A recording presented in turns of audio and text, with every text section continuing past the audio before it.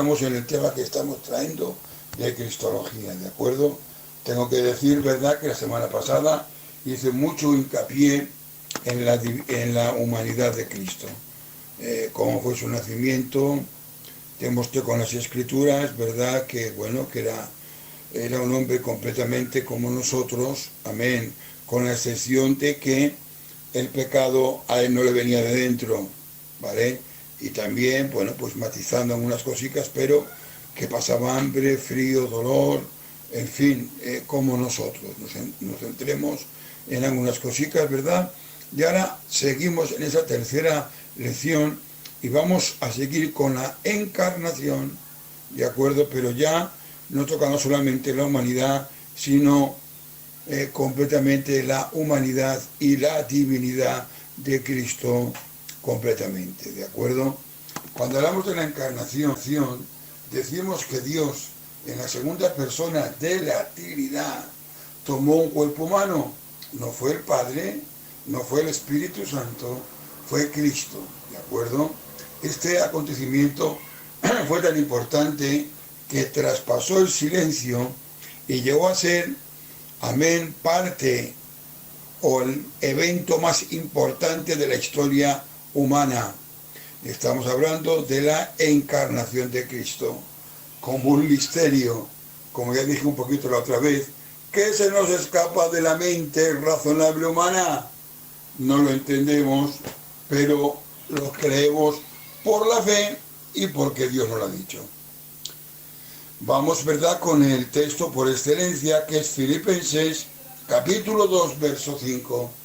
Dice: haya pues en vosotros este sentir que hubo también en Cristo Jesús, el cual, siendo en forma de Dios, no estimó el ser igual a Dios como cosa a que aferrarse, sino que se despojó a sí mismo, tomando forma de siervo, hechos semejantes a los hombres, y estando en la condición de hombre, se humilló a sí mismo, haciéndose obediente hasta la muerte, y muerte de cruz. Siendo en forma de Dios, o sea, de la misma naturaleza, de la misma esencia, de la misma sustancia, porque, como ya dije la otra vez, en la primera lección, que habla de la preexistencia que siempre ha existido, Cristo no es un ser creado, no es un Dios menor, Cristo es Dios. Y no estimó el ser igual a Dios como cosa que aferrarse. Es decir, no pasó la patata caliente a otra creación. No le mandó, ¿verdad?, a San Miguel o a alguno de los creación celestial que él tenía, sino que él mismo aplicó el dicho: si quieres que algo salga bien, hazlo tú mismo. Alguien tenía que venir y no se lo delegó a otro, él mismo, voluntariamente, en el pacto eterno de la redención, voluntariamente, él así lo quiso, no teniendo ni agarrando, perdón, sí tenía, pero no quiso, amén, aferrarse, es decir, no lo usó como excusa, amén, sino que voluntariamente dijo sí al cuerpo de carne. Dice, sino que se despojó a sí mismo, tomando la forma de siervo, hecho semejante a los hombres. Estos textos que estoy leyendo, se han dado malas explicaciones y se ha distorsionado la verdad, enseñando, ¿verdad?, doctrinas extrañas, las cuales, ya lo dice la palabra, son extrañas y no las admitimos ni las tenemos que creer. Voy a empezar, ¿verdad?, a hablar un poquito, ¿verdad?, de cómo se hizo hombre, y voy a usar la expresión más usada, la más predicada, la que más se enseña, que es verdad, y luego voy a ir un poquito más adelante. Cuando hablamos de que se vació, hablamos de la kenosis. Este vacío, en referencia a su posición y no a su condición. Él seguía siendo Dios en plenitud, con todos los atributos, en ningún momento Cristo dejó de ser Dios. Enseñar otra cosa sería una herejía. Colosenses 2:9, porque en él habita corporalmente toda la deidad, toda la plenitud de la deidad. Ahora, la pregunta del millón es, ¿de qué se vació? Se vació de una igualdad en posición con el Padre, en una disposición a venir a este mundo a sufrir las contradicciones de los pecadores contra sí mismo. Cristo cambió el modo posicional sin alterar la naturaleza divina de él. De esta forma quedó claro que el vacío de Cristo no se debe interpretar como pérdida o vacío de los atributos de la deidad. Esto es lo que siempre hemos dicho y es verdad, pero yo quiero puntualizar un poquito más. Aleluya. Voy un poquito más. Yo le llamo que Cristo, en vez de kenosis o vaciamiento, yo le llamo que se anuló. Y es que simplemente Cristo voluntariamente no quiso usar sus atributos incomunicables. Anulado quiere decir que él voluntariamente, aleluya, vino verdad en esta condición, vino verdad en esta decisión que él tomó, pero en esta decisión de anonadamiento no quería usar los dones, los atributos incomunicables porque él no quería, pero Cristo con el cuerpo de carne sí seguía teniendo todos los atributos. Hebreos 13:8 nos dice Jesucristo es el mismo ayer, hoy y por los siglos de los siglos, y nos habla de la inmutabilidad. Colosenses 1:17 dice que Él es antes de todas las cosas, y todas las cosas en Él subsisten, eternidad. Mateo 9:4 nos dice, conociendo Jesús los pensamientos de ellos, dijo, ¿por qué pensáis mal en vuestros corazones? ¿Qué es más fácil decir? Los pecados se son perdonados, o decir levántate y anda, pues para que sepáis que el Hijo del Hombre tiene potestad en la tierra para perdonar pecados. Dijo al paralítico, levántate, toma tu cama y vete a tu casa. Entonces él se levantó y se fue a su casa. Omnisciencia, ay Padre, sabía lo que había en los corazones. Omnipotencia, perdonó pecados que solamente lo puede hacer Dios. Amén. Estando Cristo en su encarnación, ¿tenía omnipresencia? Bueno, tengo que decir que no tenía omnipresencia corporativa, pero la omnipresencia sí la tenía. Repito, omnipresencia no corporativa, no con su cuerpo, sino en su naturaleza de Dios, ¿de acuerdo? Vio a Natanael antes que le llamaran. Pero hay un texto que aún lo aclara mejor, y es en Juan capítulo 6, verso 16, dice, al anochecer, descendieron sus discípulos al mar, y entrando en una barca, iban cruzando el mar hacia Capernaum. Estaba ya oscuro, y Jesús no había venido a ellos, y se levantó el mar con un gran viento que soplaba. Cuando habían remado como 25 o 30 estadios, vieron a Jesús que andaba sobre el mar, se acercaba a la barca, tuvieron miedo, mas él le dijo, no temáis, yo soy. 25 o 30 estadios hablan de un cúmulo de más de 5 kilómetros de noches, con el mar agitado por el viento. Amén. En aquella época era imposible que la había visto, a no ser que tendría la omnipresencia no corporativa. ¿De acuerdo? Perfecto. Dice el apóstol Pablo, grande es el misterio de la piedad. Dios, o sea, en su encarnación, Dios fue manifestado en carne. Amén. Y cuando hablamos de su encarnación, tengo que decir que Dios, Cristo, no se vistió de humanidad, sino que se revestió, que es diferente. Bueno, Josian, ¿en qué consiste la diferencia? Miren, yo puedo ir al armario, me cojo una camisa o un jersey y me lo pongo, me he vestido. Pero yo puedo ir donde una tejedora y le digo, quiero que me teja usted, que me haga a ganchillo un jersey, pero que me lo haga en mi propia carne. Aleluya, no me he vestido, me he revestido. Amén, porque la acción correcta de Cristo no es que se vistió, no, ni tampoco se envistió, sino se revestió.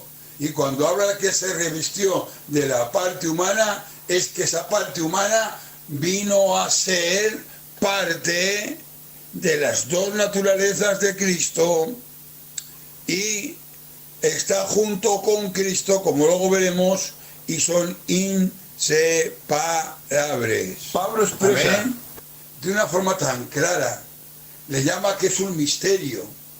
Dios fue manifestado en carne, habla de un misterio. En Colosenses 1:26 dice, el misterio que había estado oculto desde los siglos y edades, pero que ahora ha sido manifestado a sus santos. Efesios 3:5, misterio que en otras generaciones no se dio a conocer a los hijos de los hombres, como ahora es revelado a sus santos apóstoles y profetas por el Espíritu. Aleluya, era un misterio, pero que ha sido revelado. Amén, que por medio de la Escritura podemos entrar en los que los teólogos le llaman la unión hipostática. Josian, ¿qué es la unión hipostática? La unión hipostática se entiende en la doctrina de Cristo como la unión de las dos naturalezas, la divina y la humana, en la segunda persona de la Trinidad. Lo que quiero decir es que en Cristo hay una sola persona, con dos naturalezas, la divina y la humana, y en sus manifestaciones son de verdadero Dios y de verdadero hombre. Atención a lo que voy a decir, que voy a decir dos veces, ¿de acuerdo? Estas dos naturalezas en Cristo son perfectas, completas, distintas, inseparables en la persona de Jesús, sin mezcla y sin confusión. Repito, estas dos naturalezas en la persona de Jesucristo son perfectas, completas, distintas, inseparables en la persona de Jesús, sin mezcla y sin confusión. Yo cuando hablo con los candidatos, y hablamos una vez de este tema, pongo un ejemplo que es muy sencillo de comprender y creo, verdad, que define un poquito lo que quiero hablar. Si echamos aceite en una botella y luego la llenamos de agua, el aceite sube para arriba, ¿de acuerdo? Están en un recipiente, como es la botella, y hay dos elementos, ¿de acuerdo? Aceite y agua, en la persona de Cristo. Amén. Era todo Dios, por supuesto, y también era todo hombre. No era un espectro, no era una aparición, no era que el espíritu humano entró, el espíritu divino entró en el bautismo y en la cruz se marchó. No. Tenía un cuerpo humano, como en la otra lección lo di a comprender. ¿De acuerdo? El autor de los Hebreos nos dice, porque no tenemos un gran sumo sacerdote que no pueda compadecerse de nuestras debilidades, sino uno que fue tentado en todo según nuestra semejanza, pero sin pecado. Hay una diferencia, como he dicho antes, entre los hombres en su condición de pecado y Cristo al tomar, amén, su parte humana. La diferencia es que a Cristo el pecado no tiene nada que ver, porque todo su ser, usando el superlativo de la Biblia, es 3 veces santo. Y la tentación, amén, no le viene de dentro como a nosotros para afuera, sino de fuera para adentro. Él vino a ser hombre por el milagro de la encarnación, por obra y poder, como ya lo expliqué la otra vez, del Espíritu Santo. Cristo fue en todos puntos tentados en nuestra semejanza, pero nunca pecó. La tentación fue exterior, aleluya. La epístola de Santiago distingue 2 tipos de tentaciones. Las tentaciones externas, hermanos, dice en capítulo 1, verso 2, hermanos míos, tened por sumo gozo cuando os halléis en diversas pruebas. ¿De qué pruebas habrá? De pruebas de que le perseguía por ser cristiano, de pruebas, ¿verdad?, que había todo tipo de discriminación, que algunos los tiraban a los leones, en fin, todas estas pruebas que vienen de un familiar enfermo, de muchas cosas, ¿vale?, que no vamos a entrar, pero cuando Dios prueba es para aprobarnos. Lo explico. En la naturaleza de Satanás nos tienta para hacernos mal, para destruirnos, para que pequemos, para buscarnos la ruina. Y quiero simplificarlo, pero cuando Dios permite una prueba, dice la Biblia que juntamente con la prueba nos da la salida. ¿Y para qué? Para saber Él de qué material somos hechos, no le hace falta. Pues Él vive en un presente yo continuo. Él sabe si vamos a ser fieles o no. Él sabe el final de la película.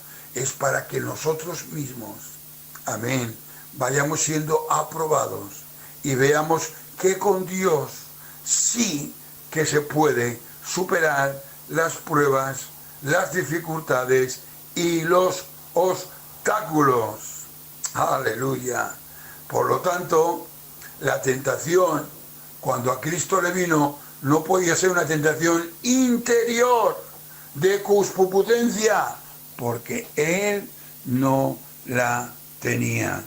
Ahora sí, tuvo muchísimas pruebas, como lo vemos a lo largo de su vida, pero de cada prueba salía más fortalecido, de cada prueba salía con más fuerza, y de cada prueba nos mostraba el camino de la victoria, que como hombre Él venció, como el postrer Adán, donde Adán había sucumbido, nuestro Cristo, el postrer, el último Adán, venció. Amén. Dice la palabra, escuchen, y quiero hablar un poquito de los falsos conceptos de la unión hipostática. Es muy importante que se entienda este concepto claro de la unión hipostática en la persona de Cristo, porque si nos equivocamos y permitimos otras doctrinas extrañas, ¿vale?, tuercen, desgravan la persona de Cristo, como hay varias sectas, los arrianos, los docecistas, intentan por todos los medios atacar a esta doctrina. Porque, quiero decirlo bien claro, Dios no es más divino que humano, ni más humano que divino. Dios no es un Dios menor ni creado, no es una aparición, no es una cristofanía, no es un espíritu, como he dicho antes, que en el bautismo entró y en la cruz se marchó. No había 2 gemelos, uno murió y el otro no. Todas herejías hay que examinarlas con la palabra y en el nombre del Señor no aceptarlas.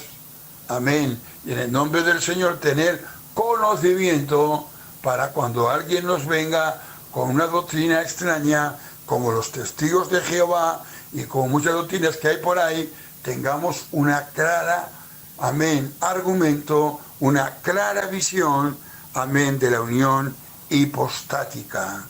Dios, en la persona de Cristo, tomó un cuerpo de carne. Aleluya. Y como he dicho antes, ¿verdad? Y permítanme un inciso, amén, volver a repetírselo, ¿verdad? Que en la persona de Cristo estas dos naturalezas son completas, distinguibles, inseparables. Aleluya. Por eso, qué bueno es el conocimiento. Josian, ¿por qué tanta importancia en la doctrina? Porque la doctrina es la lámpara a nuestros pies y la lumbrera a nuestro camino. ¿Por qué cayó Israel? Por falta de conocimiento. En estos tiempos, un inciso, ¿vale? Solo un inciso. En estos tiempos que tocamos una tecla de ordenador y vemos tantos predicadores que nos predican de las doctrinas extrañas, por ejemplo, la prosperidad, que tú das, no sé, 5.000 euros y automáticamente eres apóstol, o te dan un piso, o el coche que tú quieras. Truco, trato, eso es antibíblico.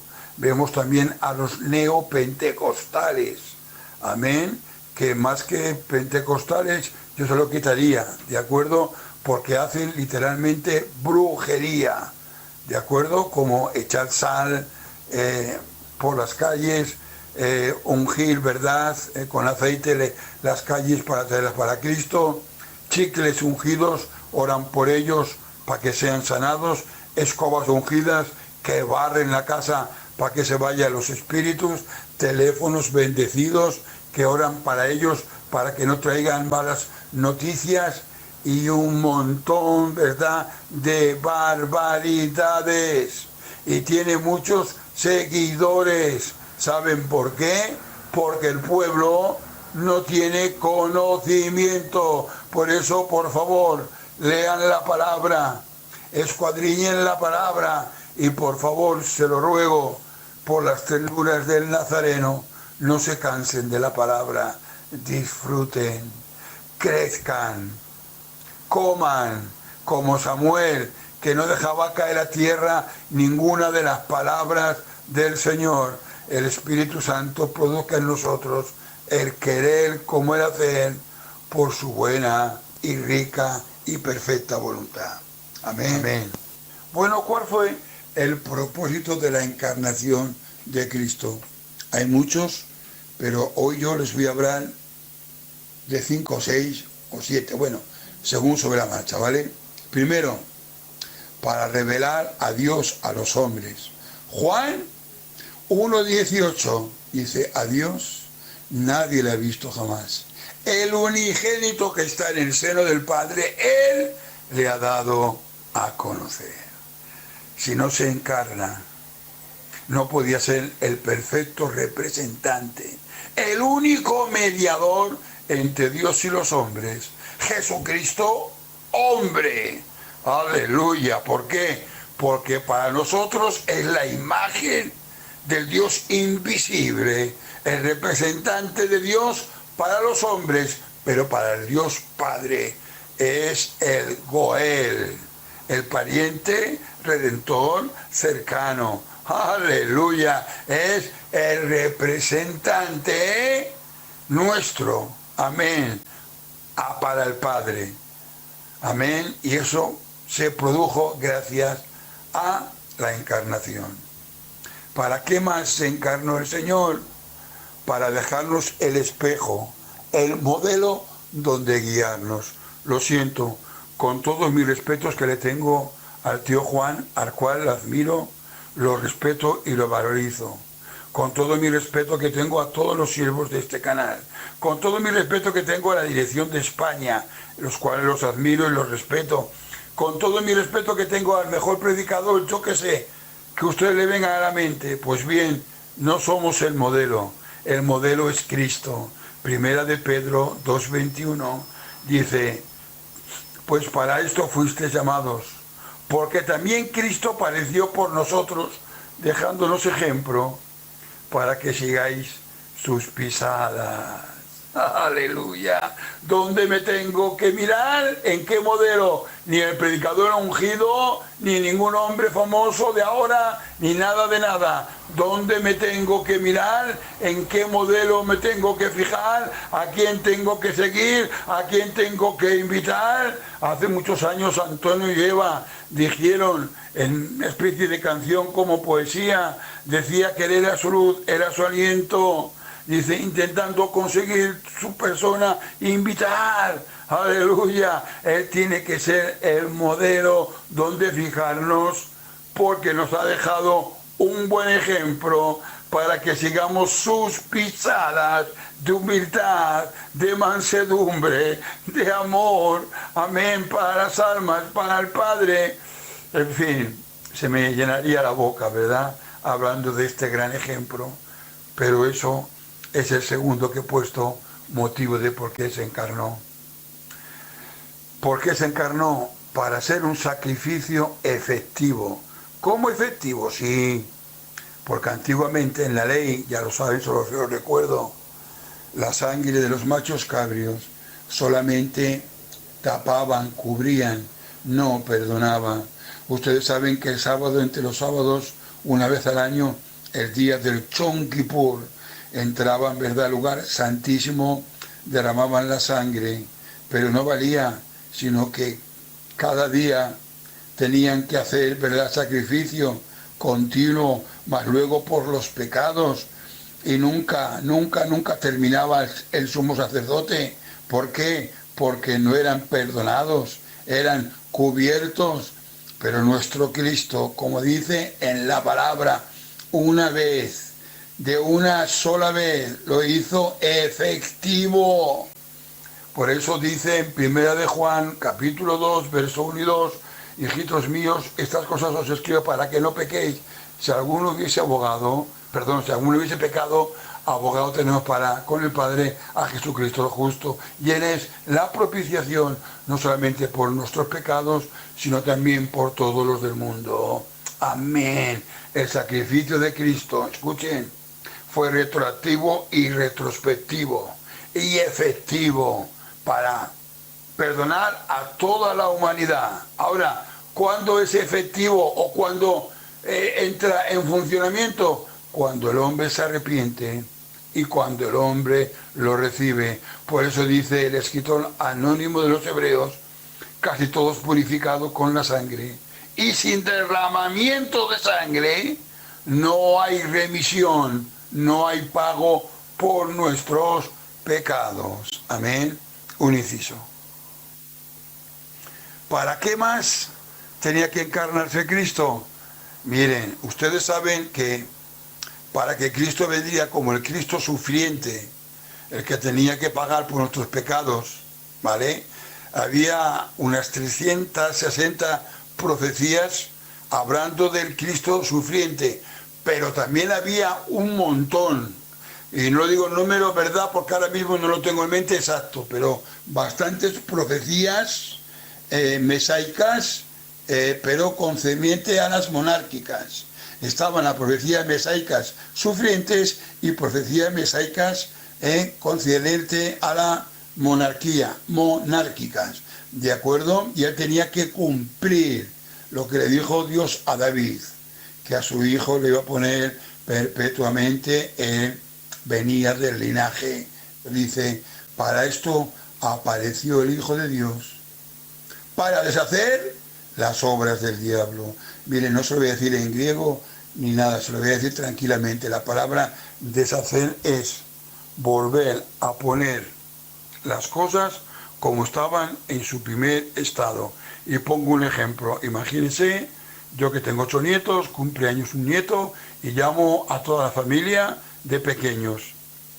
Los dejo que se diviertan, y cuando nos damos de cuenta, hay tarta, chocolate, chuches por las paredes, por los suelos. Madre mía, yo no he limpiado nunca en casa, ¿de acuerdo? Pero Semanica me entienden. Con que las mujeres, 4 o 5, empiezan rápidamente a barrer, a fregar, a limpiar, y para cuando venimos los hombres ni nos damos de cuenta, porque estaba como cuando nos marchemos. ¿Fue así? No. Hubo, madre mía, era como, no sé, había pasado un regimiento, pero después de limpiar, después de arreglar, después de hacer las cosas, estaba en su primer estado. Amén. Para eso vino Cristo, para destruir las obras del diablo.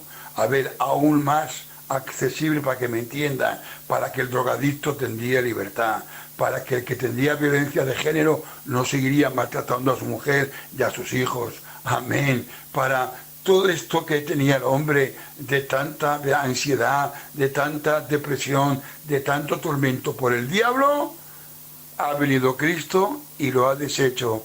¿Y qué pasa? Que le ha dejado en su primer estado. Ya ahora vemos a gente, perdónenme por la expresión, drogadicta, borracha, con violencia de género, con problemas hasta mentales. Ahora los vemos felices, los vemos gozando, los vemos sirviendo al Señor, porque para eso vino Cristo, para deshacer las obras del diablo. ¿Para qué más vino Cristo? Para ser un juez competente. Escuchen. Juan 5:22. Porque el Padre a nadie juzga, sino todo juicio le dio al Hijo. Ahora bien, ¿me estás diciendo, Josian, que después de que Cristo se encarnase era más digno? No. Es digno de todas las maneras. Pero cuando pasó por el cuerpo de carne, lo voy a decir despacito para que todos me entiendan, no solo tenía el conocimiento teórico, sino que tenía el conocimiento experimental.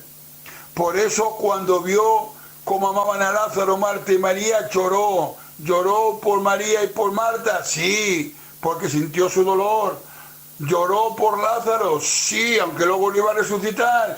Pero también lloró porque entendía de primera mano el dolor, la angustia, las heridas que tenemos cuando un ser querido se nos adelanta. Por eso el profeta mesaico Isaías, cientos de años antes, le profetizó con un título, ¡ay Padre!, que nadie lo podía llevar. Solamente Cristo en su condición de Dios hecho hombre, y le llamó el varón de dolores, experimentado en el quebranto. Por lo tanto, cuando juzgue, aparte de la divinidad, la sabiduría, también tendrá un plus, y es que estuvo en un cuerpo de carne y entenderá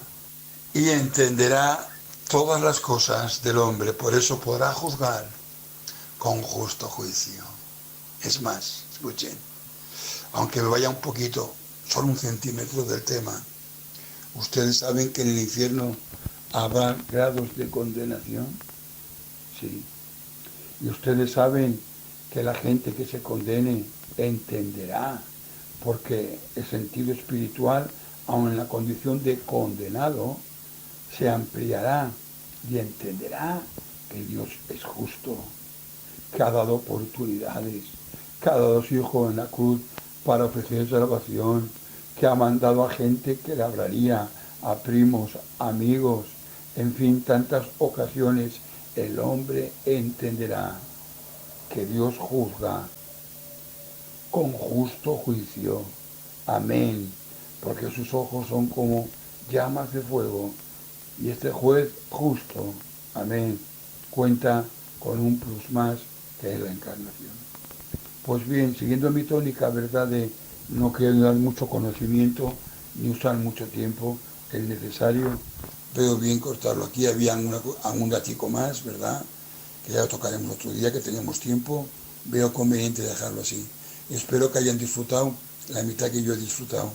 Un abrazo para usted, tío Juan, y para toda la audiencia, toda la familia de Conquistando Corazones.